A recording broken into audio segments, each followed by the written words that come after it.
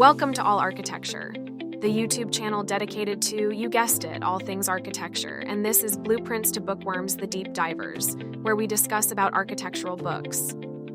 In today's episode of this podcast, architect Lena Arvidson and Dorian Costello are discussing The Timeless Way of Building by Christopher Alexander. So let's join in.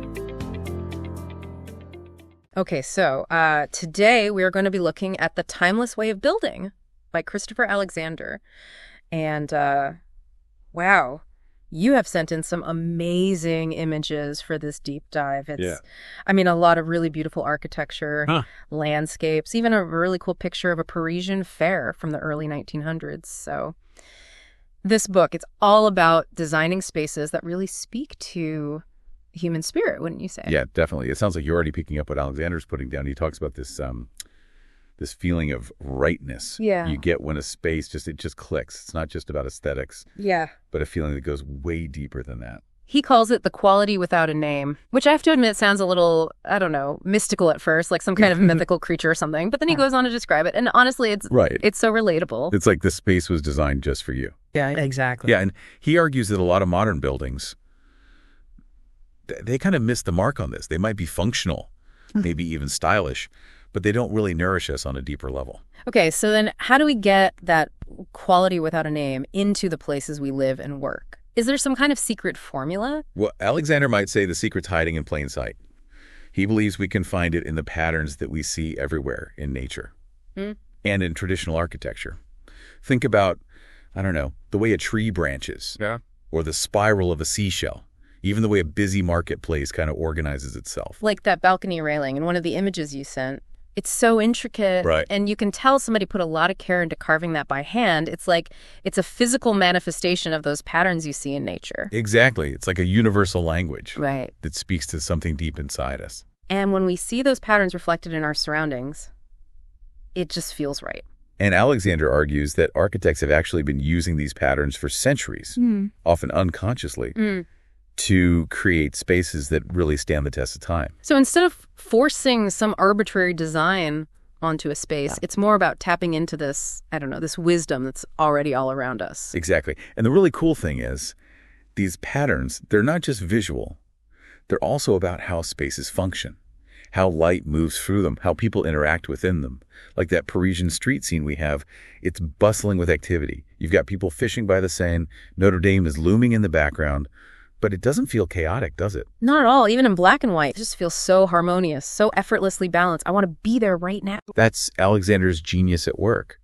The way the trees line the river, the curve of the riverbank, even the placement of Notre Dame itself. These all work together to create this sense of natural order and beauty. It's not just about aesthetics. It's about how all the elements come together to create a cohesive whole. So we're not just talking about, like, recreating the charm of, like, old European villages here, right? We can't just like plop a bunch of old-looking lampposts around and call it a day. Exactly. That's where a lot of modern architecture kind of falls short. It tries to impose a style from above rather than letting it emerge organically from the place and the people. So Alexander's saying these timeless patterns, they should guide our design choices, but not necessarily dictate a specific aesthetic. Yeah, exactly. Okay, so how do these patterns actually play out in the real world? Well, take for example, one of the patterns Alexander calls light on two sides of every room. Okay. Now, this might seem like a small detail. Yeah. But he argues that having natural light from at least two sides in a room, it just makes it feel so much more spacious and welcoming. And that's not just like some kind of subjective thing. No. There's actually a reason for it. It has to do with how our eyes perceive depth and shadow, how the light changes throughout the day. It's not just aesthetics. It's about how we experience a space with our entire being. So that feeling of openness and serenity you get in like a well-lit room, that's not just by chance. Exactly. There's actually a design principle behind it. Precisely. And Alexander's book is full of these kinds of insights. He breaks down these patterns in ways that really make you see the world differently. Like another one, the pattern of alcoves. He says that creating these little niches within a larger space, it kind of satisfies this human need we have for both privacy and connection. Oh, yeah. Think about, I don't know, a window seat nestled into a wall, or a cozy reading nook tucked under a staircase. It's funny because you just instinctively gravitate towards those spaces, don't you? Like Yeah. a little nook in a coffee shop. Yeah. Or a quiet corner in a library. It just feels right. Exactly. We crave those spaces without even realizing why. And he says there's a reason for it. He says that these patterns resonate with something deep within our human psyche, like a collective memory of what feels safe and comforting and inspiring. It makes you think about how many modern buildings just totally ignore these basic human needs. I know. We end up with these sterile, open-plan offices that might look really sleek in a magazine or something, but to actually work in them, they're just soul-crushing. Yeah, and Alexander was very critical of that top-down approach to architecture that became so prevalent in the 20th century. Yeah. He really believed that architects had become too focused on creating buildings as objects of art rather than as spaces for living. So it sounds like instead of imposing some grand vision from above, Alexander's advocating for a more collaborative approach. Absolutely. He really believed that the people who are going to live and work in a space, they should have a say in how it's designed. Yeah. And this is where his ideas get really interesting. Imagine if instead of an architect presenting a finished blueprint, they come with sort of a menu of these timeless patterns, and they work with the client to see which ones resonate with them, how they can be adapted to their specific needs. Oh, I love that. So it's not just about the patterns themselves. It's about the process of using them to create something that is truly responsive to the people who will be using the space. Yes, exactly. He called this user-generated design long before it was a buzzword in the tech world. Right. He believed that the most successful designs, they emerge from a kind of ongoing dialogue between the designer and the users, a constant process of feedback and adaptation. Think of it like those bustling marketplaces we were talking Oh, about. it seemed chaotic at first glance, but then you realize there's this underlying order and vibrancy. Yes, exactly. It's not about imposing some rigid order, but about allowing that order to emerge organically from the interactions of the people who use the space, the placement of stalls, the flow of foot traffic, and even the sounds and smells. Yeah. It all contributes to this vibrant whole. I keep thinking about that Parisian fair we talked about earlier, that picture you sent. It's just amazing to think about those people a century ago, unconsciously living out these timeless patterns. Yeah. It's like they're woven into the fabric of life itself. That's a great way to put it. And Alexander's saying that we've kind of lost touch with that wisdom. We're so obsessed with novelty and trends these days that we've forgotten about the timeless principles that really make for great design. So how do we get back to that? Do we all need to become like amateur architects and study ancient building techniques or something? He would say, it's not about that. The first step is simply to pay attention. Pay attention? To what? To the spaces that make you feel good. The next time you're in a cafe that just feels right, or a park that gives you a sense of peace, just take a moment to really observe your surroundings.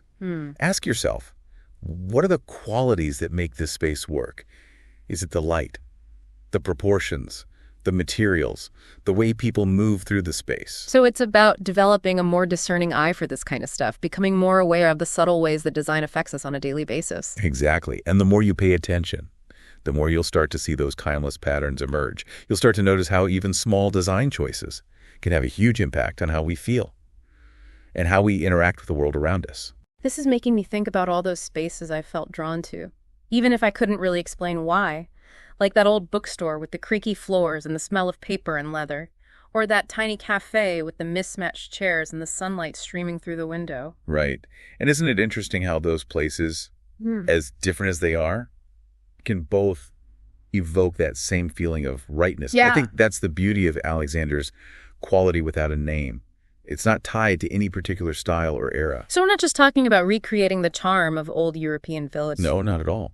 It's about understanding the principles behind those spaces and finding ways to apply them in our own context. A Japanese tea room, a cozy English pub, a bustling marketplace in Morocco. They can all embody those timeless patterns that make us feel at ease, connected to our surroundings and to each other. That makes me wonder, though, can these principles really be applied to new buildings? I mean, a lot of modern architecture, it can feel so cold and impersonal. Yeah, that's a challenge Alexander was very aware of. He believed that modern architecture had become too focused on, grand gestures and technological innovation, often at the expense of human experience. Right.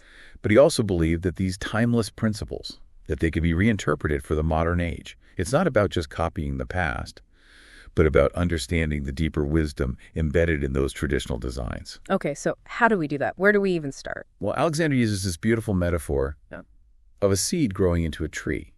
He suggests that a truly successful design, it should unfold organically, just as a tree responds to its environment, adapting and evolving over time. So instead of like imposing some predetermined design, it's more about letting the design kind of emerge through a process of exploration and adaptation. Exactly. And this is where the role of the user becomes so crucial. Remember how we were talking about user-generated design? Yeah. It's not just about asking people what they want, but about actually involving them in the design process itself. Imagine an architect presenting a client, not with a finished blueprint, but with a set of possibilities based on these timeless patterns, and then working collaboratively to refine those patterns, to adapt them to the client's needs, the site, the budget, all those constraints. It's almost like you're co-creating a living, breathing organism together, rather than imposing some static structure onto the landscape. That's a beautiful way to put it. And I think that's what Alexander was ultimately striving for, a way of designing and building that is more aligned with the rhythms of nature, more responsive to human needs, and ultimately more conducive to human flourishing. Yeah, that idea of human flourishing really resonates with me. It's not just about creating buildings that look good or that get featured in a magazine or something, but about creating spaces that nourish us and inspire us and connect us to something larger than ourselves. Exactly. And I think Alexander would say that we all have a role to play in this, even if we're not architects or designers. We can start by just paying attention to the spaces that make us feel truly alive, those places where we feel a sense of peace, beauty, and belonging.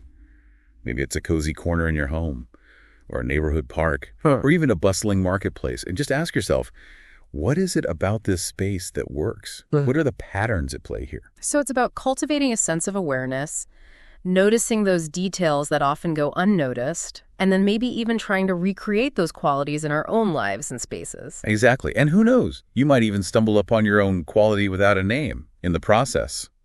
I love that. Well, this has been a great conversation. It's definitely given me a whole new perspective on the power of design. So thank you for taking this deep dive with us into The Timeless Way of Building. It's a book that I think really challenges us to look at the built environment with fresh eyes, to seek out those spaces that really resonate with our deepest human needs, and to ask ourselves how we can bring those same qualities to life in the places where we live and work and play. Thanks for tuning in to Blueprints to Bookworm, the deep divers on all architecture. If you enjoyed today's episode, don't forget to like, share, and subscribe for more deep dives into the world of architecture. Got a topic or book you'd like us to explore? Drop it in the comments below. See you next time, where every blueprint unfolds a new story.